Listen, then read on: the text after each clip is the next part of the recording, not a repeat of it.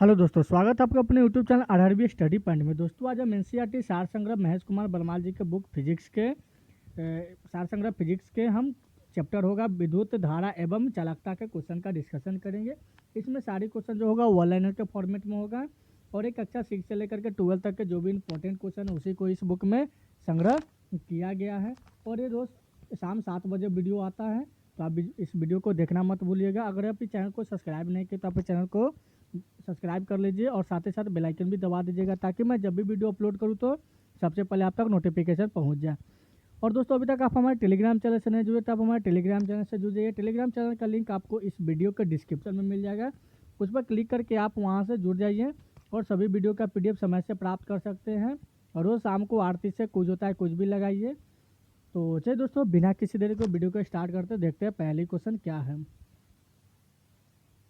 दोस्तों विद्युत धारा इलेक्ट्रिक करंट से क्वेश्चन है। तो चलिए दोस्तों, बिना किसी देरी को वीडियो को स्टार्ट करते हैं।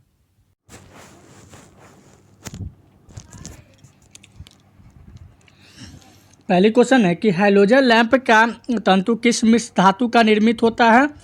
तो ये होता है टंगस्टन एवं सोडियम का होता है।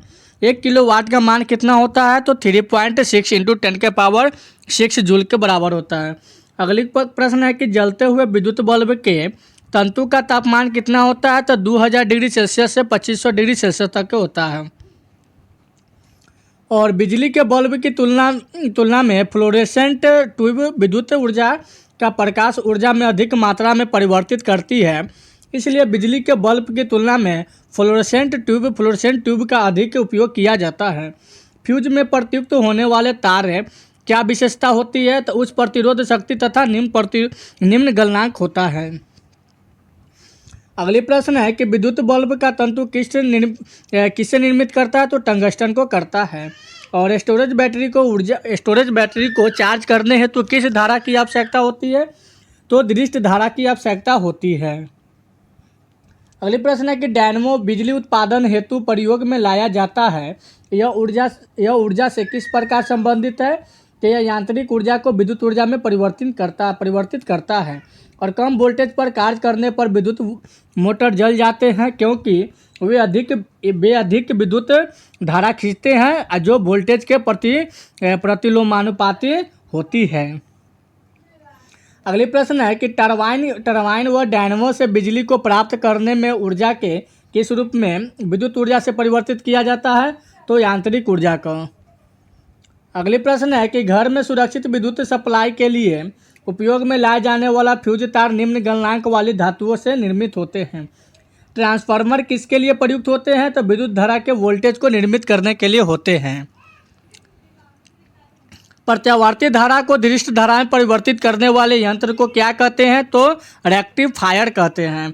विद्युत बल्ब के भीतर कौन सी गैस भरी होती है। तो आर्गन गैस भरी होती है। अगली प्रश्न है कि मानव शरीर शुष्क में विद्युत प्रतिरोध कितना होता है। तो 10⁶ ओम होता है। और सामान्य ट्यूबलाइट में कौन सी गैस भरी होती है। तो आर्गन के साथ पारावाष्प भरी होती है। अगली प्रश्न है एक सेकंड प्रतिदीप्त बल्ब में कौन सी गैस भरी होती है। तो मरकरी और नियोन गैस भरी होती है। विद्युत चालकता की दृष्टि से सर्वाधिक सुचालक धातु कौन सी है। तो चांदी धातु है। अगले प्रश्न है पृथ्वी के विभव को शून्य माना जाता है, क्योंकि पृथ्वी से कोई आवेश लेने या देने पर इसके विभव में कोई परिवर्तित नहीं होता है। और आर्क प्रतिरोध वाले एक तार को पिघलाकर उसकी आधी लंबाई के तार में डाला जाता है। तो तार का नया प्रतिरोध क्या होगा। तो ये हो जाएगा R/4 हो जाएगा। कितना होगा। तो R/4 हो जाता है। और अगली प्रश्न है कि विद्युत आवेश को भंडारित करने के लिए किस उपकरण का प्रयोग किया जाता है। तो संधारित्र को प्रयोग किया जाता है। और विभव क्या निर्धारित करता है। तो आवेश प्रवाह की दिशा निर्धारित करता है। अगली प्रश्न है कि किसी चालक तार के प्रतिरोध पर तापमान बढ़ने से क्या प्रभाव पड़ता है। तो चालक का प्रतिरोध बढ़ता है।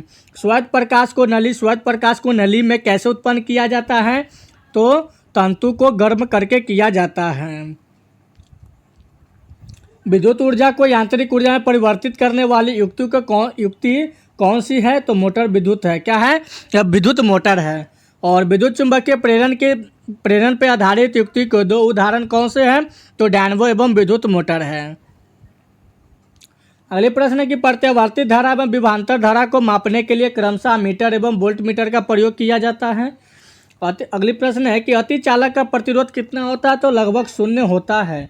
और त्वरित चालक बनाने के लिए किस धातु का प्रयोग किया जाता है? तो तांबा का किया जाता है। अगले प्रश्न है कि विद्युत धारा में समान आवेश एक दूसरे को प्रकाशित करते हैं, जबकि विपरीत आवेश एक दूसरे को आकर्षित करते हैं।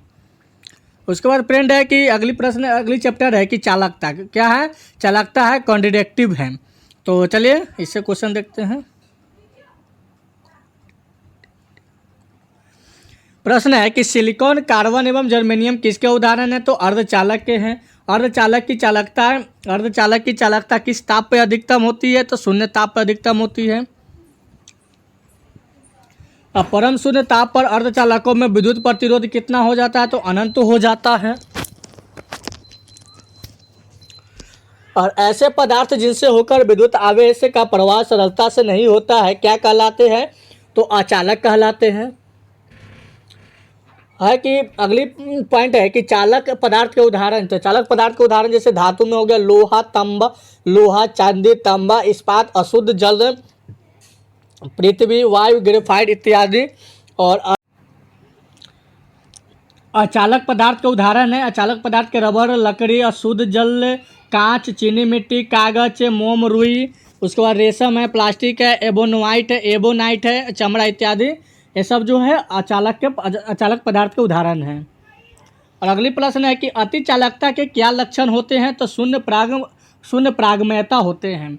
और नौ आविष्कृत उच्च ताप अति चालक कौन से हैं? तो सिरेमिक ऑक्साइड है। क्या है? सिरेमिक ऑक्साइड इसका सही जवाब होगा। और अगली प्रश्न है कि ट्रांजिस्टर बनाने के लिए सर्वाधिक प्रयुक्त पदार्थ कौन सी है? तो सिलिकॉन है। अर्धचालक में अशुद्धियाँ मिश्रित क्या है कि अर्धचालक में अशुद्धियों मिश्रित करने को की प्रक्रिया क्या कहलाती है? तो डोपिंग कहलाती है। और डायोड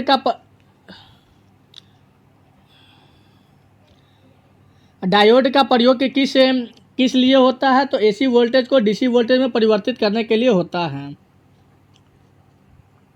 उसके बाद एक एसी वोल्टेज को डीसी वोल्टेज में परिवर्तित करने के लिए तो चालक से संबंधित तथ्य हैं। तो चालक से संबंधित पहली पॉइंट है कि चालक की लंबाई में वृद्धि होने पर उसकी प्रतिरोधकता भी बढ़ जाती है। दूसरी पॉइंट है कि चालक की प्रतिरोध पदार्थ की प्रकृति पर निर्भर करता है। अगली पॉइंट है कि चालक की अनुप्रस्थ काट का क्षेत्रफल जितना अधिक होगा उसका प्रतिरोध उतना ही कम होगा। और अगली पॉइंट है कि चालक के ताप में वृद्धि होने से उनके प्रतिरोध और प्रतिरोधकता में परिवर्तन होता है। धातु में तापीय विद्युत से उनके प्रतिरोध एवं प्रतिरोधकता में वृद्धि होती है। अगली प्रश्न है कि चुंबकीय आकर्षण शक्ति कहाँ सर्वाधिक होती है? तो चुंबक के दोनों किनारों पर होती है। चुंबकीय कंपास की सुई किस दिशा में प्रदर्शित करती है? तो उत्तर एवं दक्षिण दिशा में करती है। अगले प्रश्न है कि सीजीएस पद्धति में चुंबकीय फ्लक्स का मात्रक क्या है?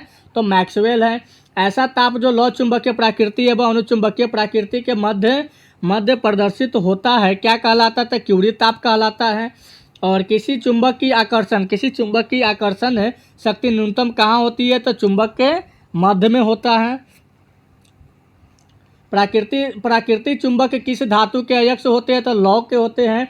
स्वतंत्र रूप से लटके चुंबक का आवर्तकाल किस पर निर्भर नहीं करेगा? तो लटकने की लंबाई पर नहीं करेगा।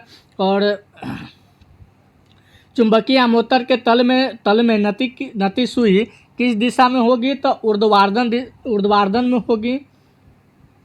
और अगली प्रश्न है कि त्वरित आकाशीय बिजली से वृक्षों में आग भी लग सकती है क्योंकि इसमें अत्यधिक मात्रा में विद्युत ऊर्जा होती है।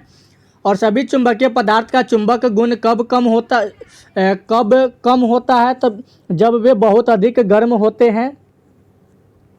अगले प्रश्न है कि लेंज का नियम किसके अनुरूप में है? तो चुंबक फ्लक्स के संरक्षण के अनुरूप में है। कौन सा अयस्क प्राकृतिक रबड़ कहा जाता है? तो मैग्नेटाइट हो जाएगा इसका सही जवाब। और जब दंड चुंबक को लंबाई में 2 बराबर भागों में बांटा जाता है तो प्रत्येक टुकड़ा एक स्वतंत्र चुंबक की तरह व्यवहार करेगा। अगले प्रश्न है कि फ्लेमिंग के दाएं हाथ के नियम का प्रयोग किस दिशा ज्ञात करने के लिए किया जाता है? तो प्रेरित धारा की दिशा ज्ञात करने के लिए किया जाता है। विद्युत चुंबकीय के चुंबकीय प्रवाह सर्वप्रथम की खोज किसने की थी?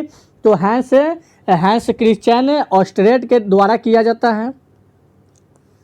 अगले प्रश्न है कि विद्युत परिपथ में फ्यूज का प्रयोग किया जाता है। तो जब परिपथ के अत्यधिक धारा प्रभावित हो तो फ्यूज तार गल जाएंगे और परिपथ टूट जाएंगे।